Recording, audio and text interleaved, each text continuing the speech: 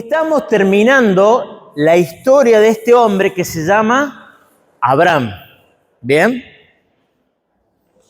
A lo largo de 10 capítulos, desde Génesis capítulo 12 hasta Génesis capítulo 22, y un poquito más, pero básicamente desde el 12 hasta el 22, se resume, digamos, las historias y las aventuras de este hombre, que es conocido como el padre de la fe. ¿Bien? Como el padre de la fe.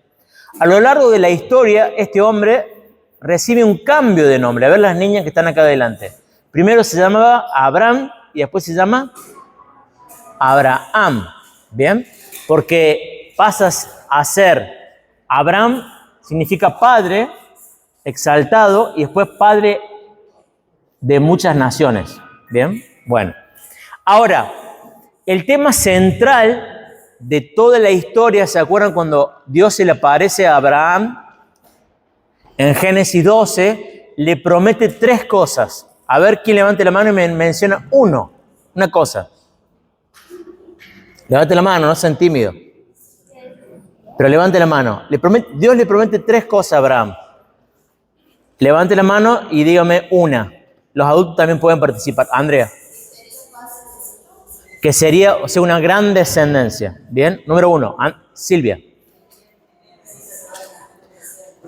Bien, que serían bendecidas en él todas las naciones de la tierra. Y número 3, ¿quién dijo eso?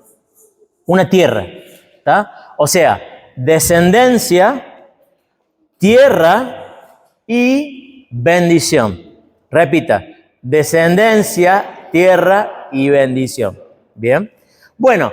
La cuestión es que a lo largo de toda la historia, ¿se acuerdan? Vez tras vez, Dios le dice, te voy a dar un hijo, te voy a dar un hijo, pero ¿qué pasaba? El hijo no venía. Por alguna causa que no entendemos, Dios no había bendecido y no había cumplido todavía la promesa. Recién lo cumplió, ¿cuándo? El domingo pasado. Bueno, no pasó tanto tiempo. Para Abraham puede haber sido como 2000 años, como 4000 años más o menos.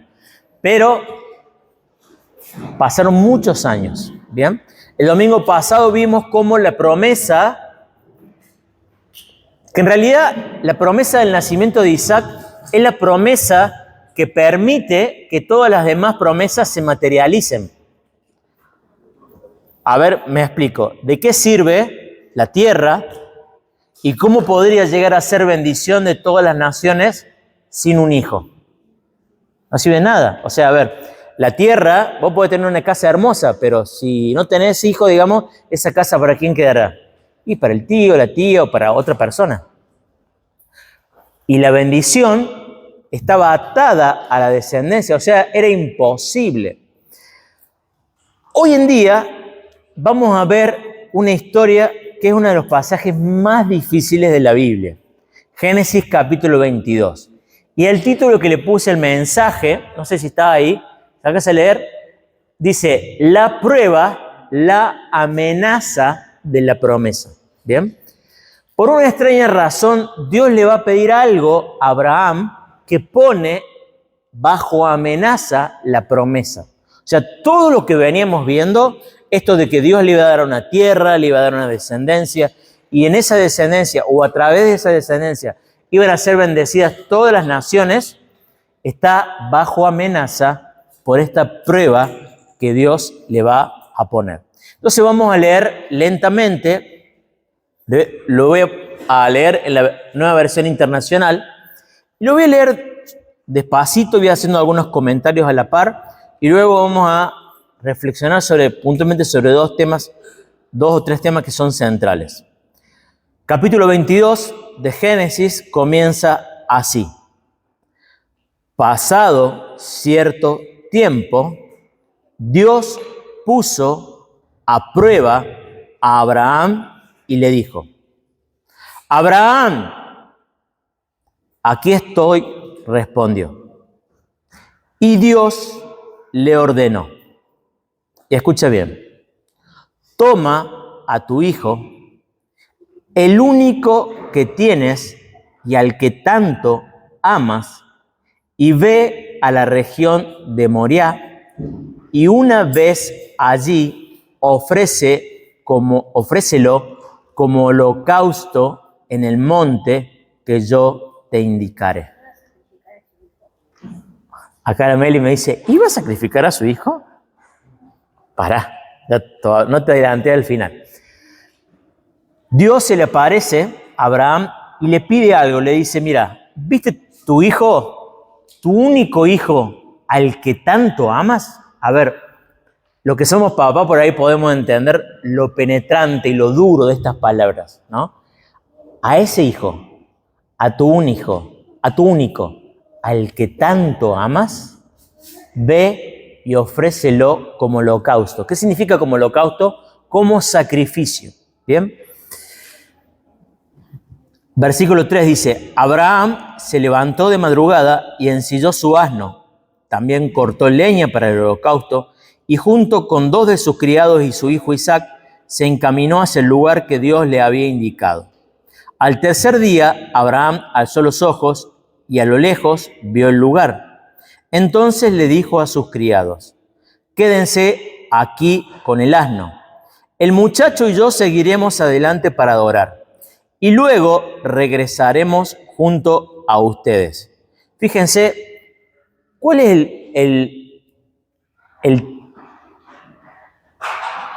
cuando dice regresaremos, ¿está hablando en singular o en plural? ¿Está mintiendo Abraham? ¿O está creyendo que Dios iba a hacer algo?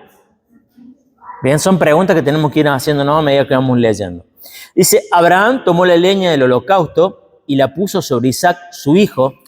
Él, por su parte, cargó con el fuego y el cuchillo, y los dos siguieron caminando juntos.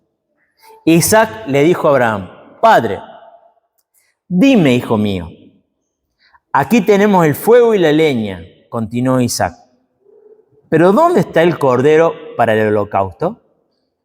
A ver, de vuelta, ponete a pensar como papá, estando en esa situación, digamos. Que tu hijo, de hecho, como nota de paréntesis, es el único diálogo que encontramos en la Biblia entre Abraham e Isaac. ¿Dónde está el cordero para el holocausto? Pónganse a pensar, ¿qué edad habrá tenido Isaac? Le da suficiente como para cargar leña, o sea, por lo menos más de 13 seguro. ¿Bien? O 13, ponele. Bueno, dice, versículo 8 dice, el cordero, hijo mío, lo proveerá Dios, le respondió Abraham. Y siguieron caminando juntos. Cuando llegaron al lugar señalado por Dios, Abraham construyó un altar y preparó la leña. Después ató a su hijo Isaac y lo puso sobre el altar encima de la leña. Entonces tomó el cuchillo para sacrificar a su hijo. Pero en ese momento el ángel del Señor le gritó desde el cielo, Abraham, Abraham, aquí estoy, respondió. No pongas tu mano sobre el muchacho ni le hagas ningún daño, le dijo el ángel. Ahora sé que temes a Dios, porque ni siquiera te has negado a darme a tu único hijo. Abraham alzó la vista y en un matorral vio un carnero enredado por los cuernos. Fue entonces, tomó el carnero y lo ofreció como holocausto en lugar de su hijo. A ese sitio, Abraham le puso por nombre, el Señor provee. En hebreo es Jehová Jireh. Por eso hasta el día de hoy se dice, en un monte provee el Señor. Hasta ahí la lectura. Bueno, este pasaje que indudablemente levanta muchos dilemas éticos. ¿Qué es la ética? La ética, digamos, tengo mis años estudiando ética. La ética es el estudio, digamos, de la conducta moral. O sea, este pasaje nos pone a nosotros ante la pregunta, ¿cómo puede ser que Dios le mande a su siervo Abraham a que sacrifique a su hijo? Hay un autor que escribió mucho sobre la ética que se llama Immanuel Kant, que algunos lo habrán leído, un autor alemán muy difícil de entender sus escritos, que básicamente dice que está mal lo que Dios dice aquí, bien, porque en realidad va en contra de la ética, ¿no? Ahora, este pasaje nos presenta, digamos, muchos desafíos. Primero tenemos que entender algo. En la Biblia, digamos, es el libro donde nosotros aprendemos qué hemos de creer acerca de Dios y qué es lo que Dios quiere de nosotros. Esa segunda parte, qué es lo que Dios quiere de nosotros, es lo que llamamos ética. ¿Bien? Ética. Lo sacamos de la Biblia. Ahora, a lo largo de la Biblia, Dios se va revelando, va mostrando cómo es Él y lo que Él quiere de nosotros. Ahora, ¿cuán grande era la Biblia de Abraham hasta este momento? Nada, dice el Seba. Obviamente, conocía muy poquito de Dios, muy poquito. Lo único que sabía es que Dios le había hecho una promesa y que a lo largo de mucho tiempo esa promesa es como que nunca llegaba hasta que llegó. O sea, si podemos decir algo, resumirlo, podemos decir que Dios es el Dios que cumple las promesas. Y de repente, este Dios que cumple las promesas viene y le pide algo que atenta contra la mismísima promesa. Ahora, tenemos que entender esta historia en el contexto cultural. Los seres humanos, desde que se conoce, digamos, siempre han sacrificado animales y lamentablemente han sacrificado seres humanos para adorar o para propiciar la ira de sus dioses. ¿Sabían eso? De hecho, acá en Latinoamérica era bastante frecuente.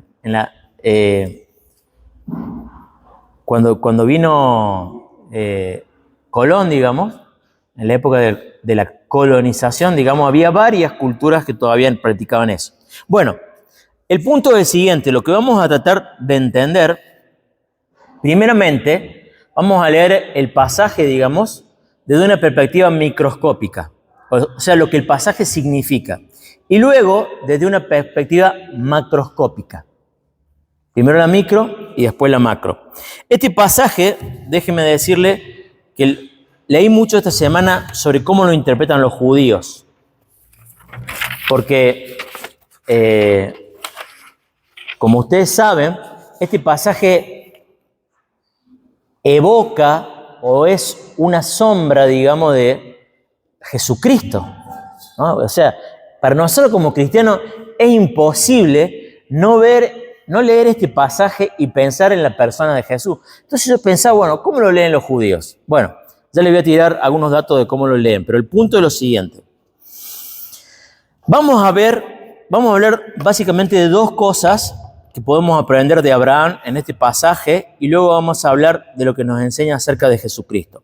Lo primero es el asunto de la prueba. De la prueba. ¿Alguien tiene una prueba mañana lunes?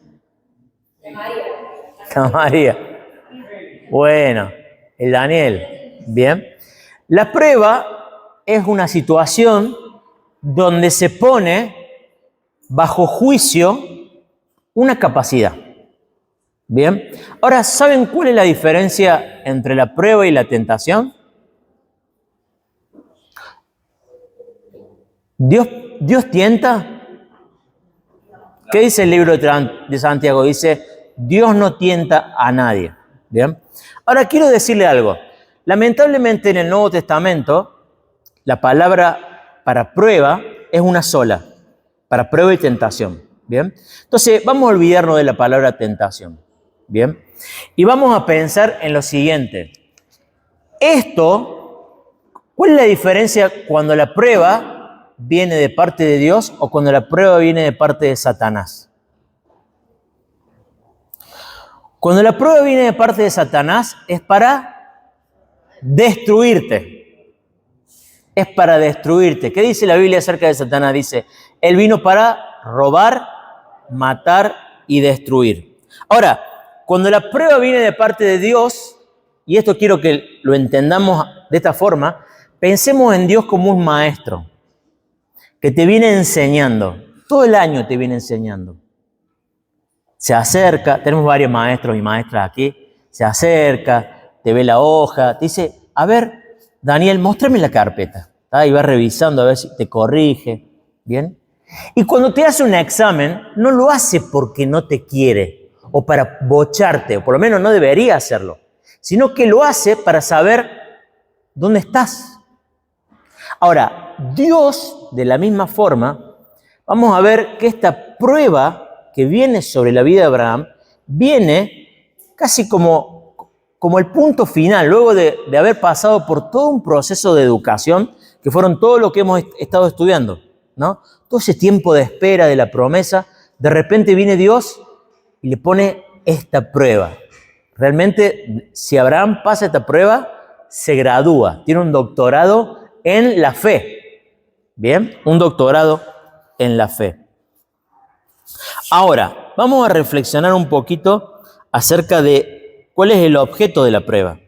Recordemos, cuando Dios se refiere, y pareciera que fuera a propósito, dice, tenés que sacrificar a tu hijo, el único, al que tanto amas. Es como si te estuviera metiendo el cuchillo cada vez más profundo. O sea, no, lo hubiera mencionado una sola vez a tu hijo o a Isaac. ¿Qué necesidad hay de hacer tanta referencia de lo que significa ese hijo para él? Pareciera que fuera una tortura, ¿no parece eso? ¿No? Bueno, déjenme decirle que la prueba muchas veces, Dios nos prueba con situaciones que a veces para nosotros son muy, muy cercanas a nuestro corazón. Muy cercanas a nuestro corazón. Ahora, la pregunta que quiero que nos hagamos es, ¿cuáles son nuestras pruebas? Porque la Biblia es un libro que nos tiene que hablar a nosotros hoy. No es una clase de historia. No venimos a estudiar una historia de San Martín, Belgrano, Abraham, etc. No, es una historia que nos debe apelar, que debe hablarnos a nosotros. Abraham tuvo una prueba y la pasó. Fue aprobado. Es el padre de la fe. ¿Cuál es tu prueba? ¿En qué te está probando Dios? Vamos a buscar 1 de Pedro 1, 6 y 7 y vamos a ver ahí un poquito del porqué de la prueba. 1 de Pedro 1, 6 y 7, vamos a ver allí la razón de la prueba. ¿Por qué es que Dios nos prueba o permite la prueba? 1 de Pedro capítulo 1, versículos 6 y 7 dice, esto es para ustedes motivo de gran alegría, a pesar de que hasta ahora han tenido que sufrir diversas pruebas por un tiempo. El oro, aunque perecedero, se acrisola al fuego, así también la fe de ustedes, que vale mucho más que el oro, ha de ser acrisolada por las pruebas y demostrará que es digna de aprobación, gloria y honor cuando Jesucristo se revele. ¿Qué significa que algo es acrisolado? Es purificado, ¿bien? Es purificado. Dice, así como el oro al fragor del fuego, digamos, es purificado, así la fe del cristiano debe ser probado bajo el fuego de la prueba. Ahora, a ver las chicas si se queden quietas un poquito porque distraen no solamente a mí sino a todos, ¿puede ser? Si la fe cristiana es una escuela, bien, Abraham tiene un doctorado en la fe. ¿En qué etapa de la escolaridad te encontrás? Quizá hay algunos que son muy nuevitos, están en jardín, en kinder, digamos. Quizá hay algunos que están en la primaria o en la secundaria, quizá algunos ya entraron en la universidad. Y en cada momento de la fe cristiana tenemos diferentes pruebas. Una de las pruebas más difíciles de la vida cristiana es aprender a llevarse con los compañeritos. ¿Bien? Y generalmente los compañeritos que es más difícil llevarse son los compañeritos de la iglesia. ¿Es así o no? Bien. Esa, mis queridos hermanos, es una gran prueba. Las relaciones interpersonales. En toda iglesia hay problemas interpersonales. Y todavía le digo sobre todo a los niños y a los adolescentes, si vos superás estas pruebas, estos problemas de relaciones interpersonales con las personas que estás teniendo problemas, eso te va a preparar para los futuros problemas de relaciones interpersonales. Hay una relación que, si Dios quiere, todos ustedes, niños y adolescentes, van a tener, que se llama matrimonio. ¿Bien? Es una relación que está caracterizada por los problemas interpersonales. ¿Bien? Y el secreto de todo matrimonio no es en no tener problemas, sino en ¿qué? En solucionar esos problemas. ¿Bien? Entonces, en la vida cristiana tenemos muchas pruebas. Problemas interpersonales, problemas con nuestros cónyuges. A medida que vamos creciendo, esas pruebas se hacen más difíciles. Creo que una de las pruebas más difíciles, y por eso sale esto en la Biblia, es las pruebas que nos traen el hecho de ser padres. Aquí veo a algunos padres y a algunos abuelos y dígame si una de las cosas por las que más se sufre es por las decisiones, las malas decisiones de los hijos.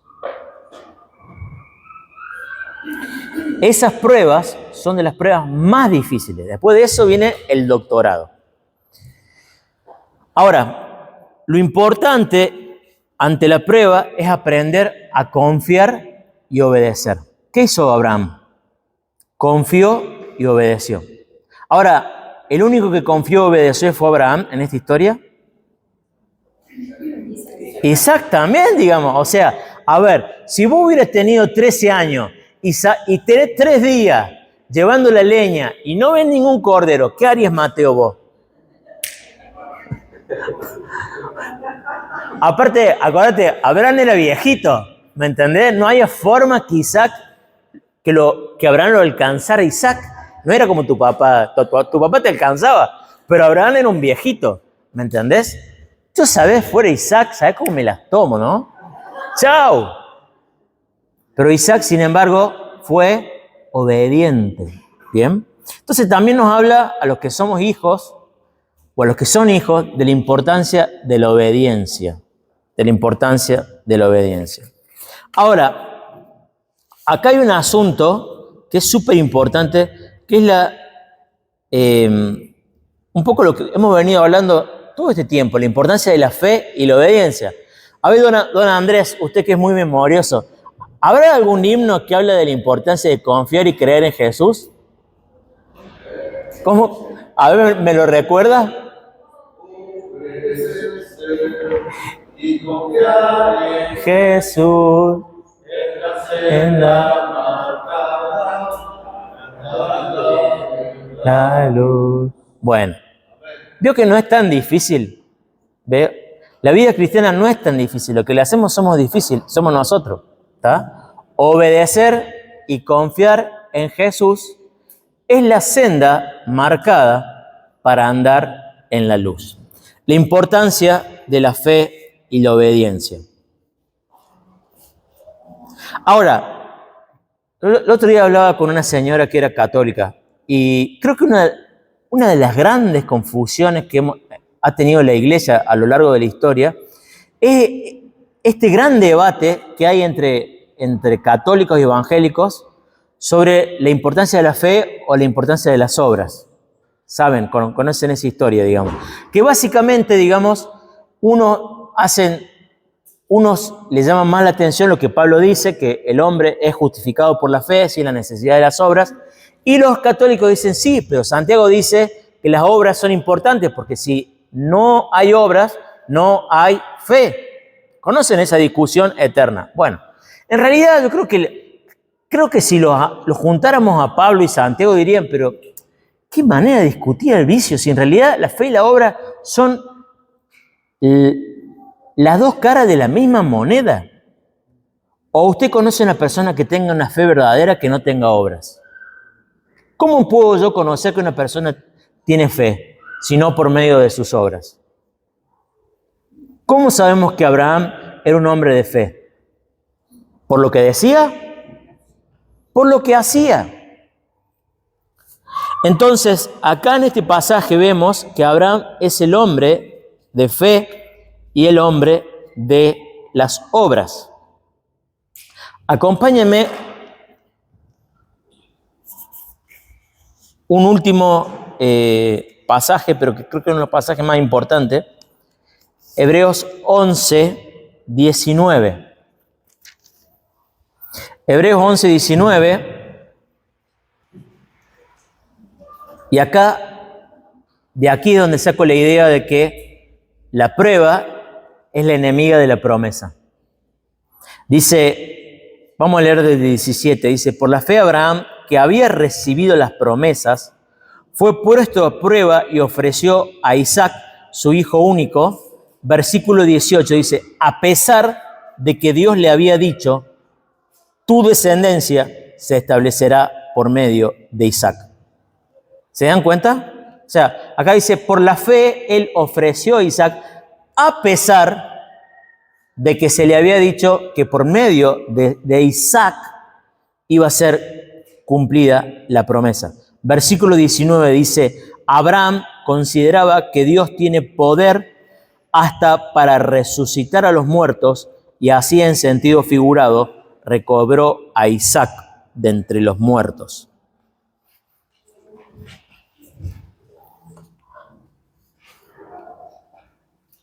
Ahora le hago una pregunta.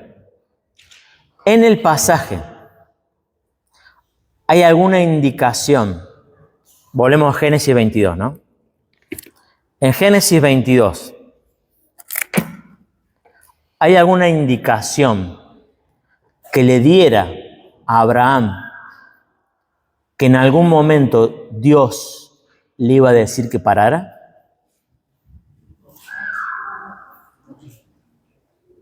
No. De hecho, fíjense en la historia, la señal de pare, el stop, ¿cuándo viene? ¿Qué? Un microsegundo antes de la consumación del acto. ¿Bien? Como para ponerle más tensión al relato. Ahora, Abraham, volvemos a lo que hemos dicho antes. ¿Qué había aprendido Abraham hasta acá? Que Dios era el Dios que cumple la promesa. Que es un Dios que cumple lo que promete. Ahora, esto nos habla, y volvemos un poco a nosotros, de la importancia de confiar en las promesas de Dios. Nosotros también somos desafiados a confiar y obedecer en Jesús. Todos los que estamos aquí, no importa la edad que tengamos, somos desafiados a confiar en Jesús. Cada uno de ustedes está en diferente etapa. Y a mí me encanta hablarle a los niños. Chicos, ¿saben por qué me encanta hablarle a ustedes? Porque ustedes tienen un futuro enorme por delante. Y tienen decisiones muy, pero muy importantes por tomar. A ver, Daniel y Mateo, ustedes que están ahí, ¿cuál es la decisión más importante que van a tomar en su vida?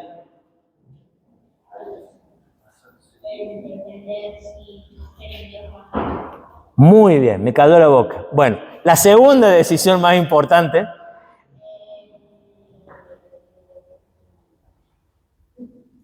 A ver, a uno de los adolescentes que ya está pensando en eso. ¿Cuál es la decisión más importante que van a tomar luego de decidir si van a confiar en Jesús o no? Vos ya participaste.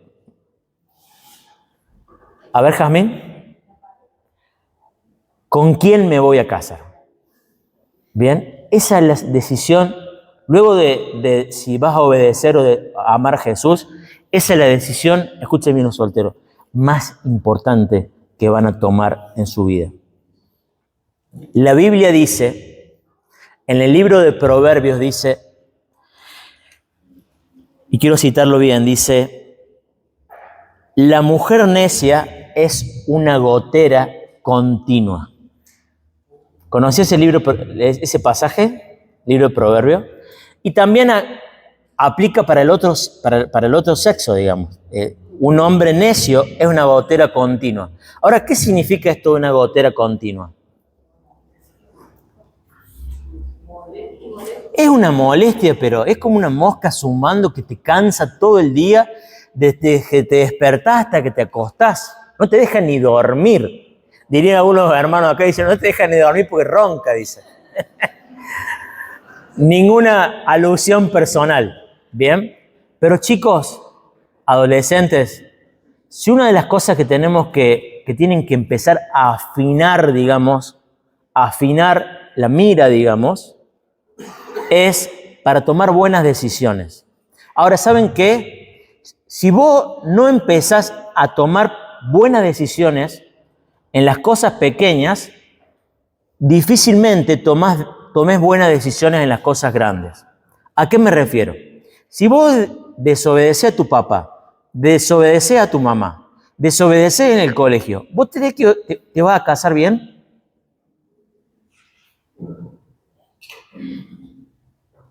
A ver a las chicas que están acá adelante, que están pintando. Si vos desobedeces a tu papá, desobedeces a tu mamá, ¿vas a tomar una buena decisión? Difícilmente. Porque ¿saben qué? Por lo menos en mi experiencia, la mayoría de las veces las personas que han tomado una mala decisión a la hora de casarse, lo han hecho en contra de la voluntad de sus padres.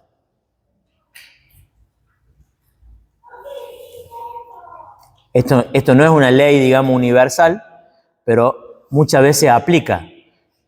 Nuestros padres, nuestros amigos, la gente que nos rodea, muchas veces ven cosas que nosotros no vemos, ¿bien? Porque el amor tiene una característica, bloquea todos los sentidos, ¿bien? ¿Qué significa que bloquea todos los sentidos?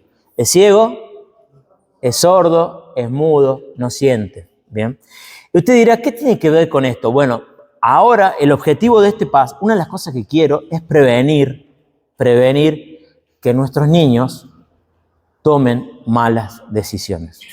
Que aprendan desde chicos a confiar y obedecer en Jesús. Que podamos edificar nuestra vida sobre la roca.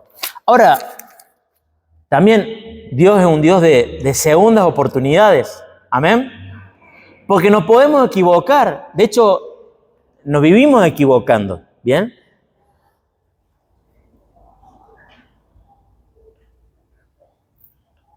Hay que hacer lo mismo que tienen que hacer los niños. Tenemos que aprender a obedecer y confiar en Jesús, para que la segunda vez no nos volvamos a equivocar. ¿Amén? Bueno, ahora, esta historia de Abraham no es solamente una cuestión moral acerca de la importancia de las obras, o la importancia de la fe, o la importancia de las pruebas. Esta historia de Abraham nos habla de algo mucho más importante.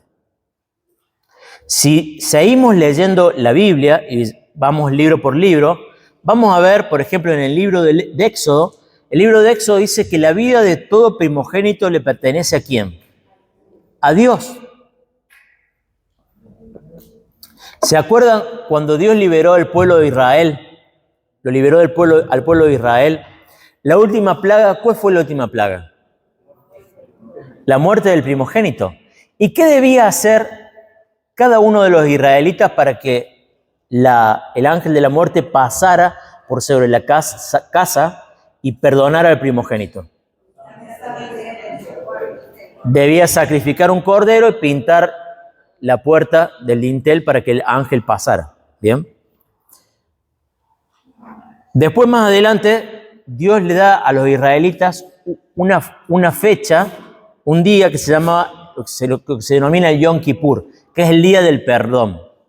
Un día donde los israelitas confesaban todos sus pecados y de cierta forma, simbólicamente, ponían la mano, el sumo sacerdote ponía la mano sobre el cordero y todos los pecados se traspasaban al cordero, el cual iba a ser sacrificado. ¿Bien? Eso lo ven en el libro de Levítico.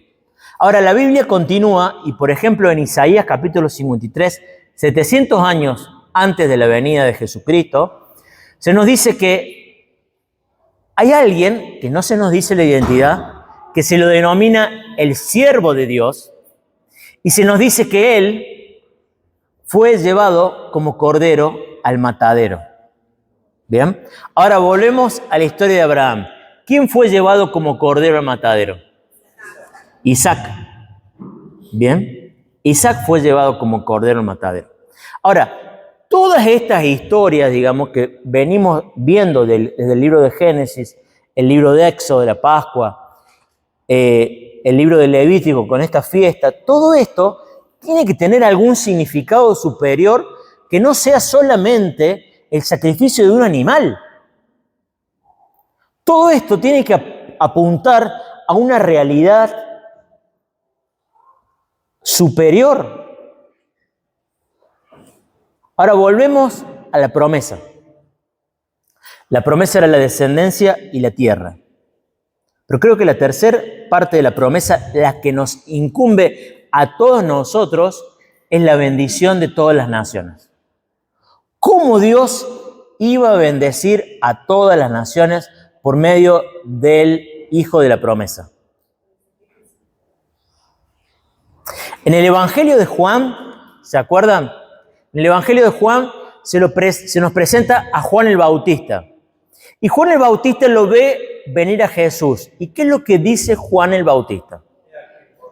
He aquí el Cordero de Dios que quita el pecado del mundo.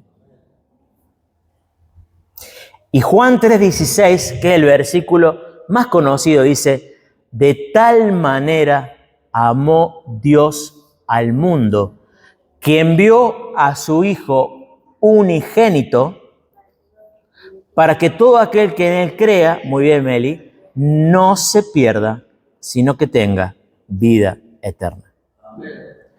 Todas estas historias del Antiguo Testamento no están para enseñarnos solamente cuestiones morales o éticas, sino que también apuntan a una gran realidad, a que todos los seres humanos estamos y hemos nacido bajo la maldición del pecado. Entonces, la gran pregunta que esto hace referencia es: ¿cómo Dios puede bendecir a todas las naciones? Y el pasaje de Génesis nos muestra también una alegoría. ¿Vieron? Cuando Dios lo llama a Abraham y le dice: pará, ahora sé que vos me temés, ¿qué es lo que ve Abraham? Ve un carnero o un cordero que está allí. Ese es Jesucristo. El cordero que es el sustituto por nuestros pecados. Porque Dios es justo, Dios no puede pasar por alto nuestros pecados. Para que Dios nos pueda bendecir, alguien tiene que cargar con la maldición. El libro de Gálatas dice que está escrito: maldito es el que es colgado sobre un madero. Jesucristo fue colgado sobre un madero para que todos nosotros podamos ser bendecidos. Ahora, terminamos con una lectura, Apocalipsis capítulo 5, versículos 9 y 10.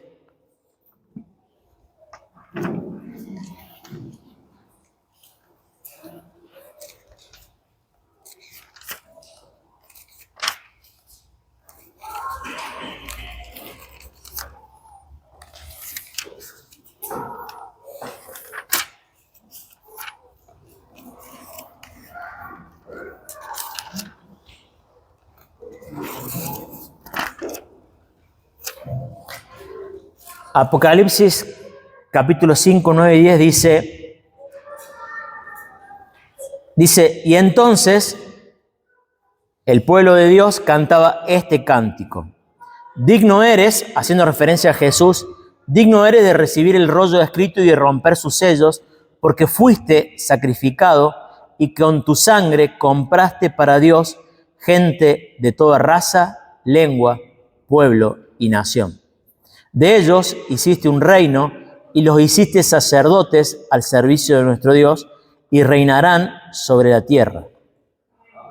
Amén. A ver, una de las razones por las cuales he querido llevarlos acerca, por lo menos a través de toda la Biblia, como un recorrido, es para que podamos entender que la Biblia, desde Génesis al Apocalipsis, desde su principio hacia su final, nos habla de que Dios había predispuesto un descendiente que iba a bendecir a todas las naciones y que en última instancia los iba a llevar a la tierra prometida. ¿Cómo se llama esa tierra prometida? Se llama la Nueva Jerusalén, que son los nuevos cielos y la nueva tierra. La Biblia es un libro increíble, un libro que fue escrito aproximadamente en un transcurso de 1200 años, por 40 autores diferentes, en 3 continentes diferentes, en 3 idiomas diferentes. Sin embargo, de principio a fin, tiene un solo tema: que Dios iba a bendecir a todas las naciones por medio de la descendencia de Abraham. Hermanos, espero que esto nos ayude a tener fe y a confiar y obedecer. ¿Oramos? Señor, en el nombre de Jesús, te agradecemos, Señor, por la vida de este hombre Abraham, que es un hombre que fue un campeón de la fe. Te ruego por cada uno de nosotros, Señor, que enfrentamos batallas y luchas de fe. Te ruego por los niños, Señor, por los que van a venir, por los que ya están, por los adolescentes, por los adultos, Señor, por los más grandes, Señor. Ayúdanos, Señor, en aquellas luchas que enfrentamos, Señor. Y te damos gracias, Señor, porque esta vida no es todo lo que hay, Señor, sino que después de esta vida, Señor, tú has preparado para nosotros moradas celestiales, donde reina la paz, la justicia y el amor, y donde no habrá más sufrimiento, sino que todo será gozo eterno.